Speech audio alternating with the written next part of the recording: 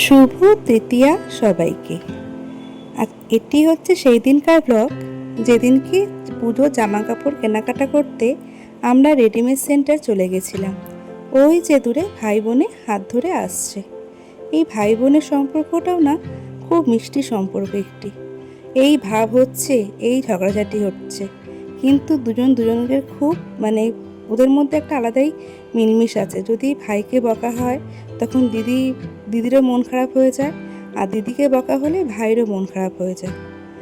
তো প্রথমেই ছেলের জামা কাপড় কেনা হলো।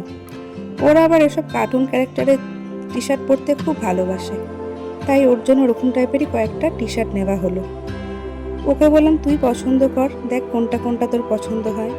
তো ওর জন্য জিন্স আর টি শার্ট নিয়ে নেওয়ার পরে মেয়েরও কয়েকটা জিন্স আর কয়েকটা টপ নেওয়া হলো আর কি।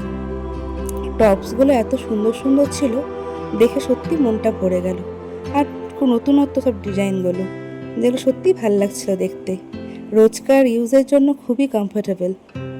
সেগুলো কেনাকাটা হয়ে যাবার পরে আমরা চলে গেলাম চুড়িদারও কিনতে। এটা হচ্ছে সোদপুরের বিষ্ণুরামার দোকান, যেখানেকার কালেকশানগুলো এত সুন্দর, ওয়ান পিসগুলোও দারুণ দারুণ। আর এত কেনাকাটা করতে করতে আমার ছেলের মুখটা শুকিয়ে পুরো আমসি হয়ে গেছিলো। তাই তখন ওকে একটুখানি রিচার্জ করাবার জন্য চলে গেছিলাম মিও মোড়ের যা স্ন্যাক্স, কেক, এগুলো আমার ছেলে মেয়ে খুবই পছন্দ করে। তাই ওখানটার থেকে কয়েকটা স্ন্যাক্স নিয়েছিলাম আর একটা করে কেক সবাই মিলে খেলাম। খেয়ে শরীরে একটু যাতে এনার্জি চলে আসে।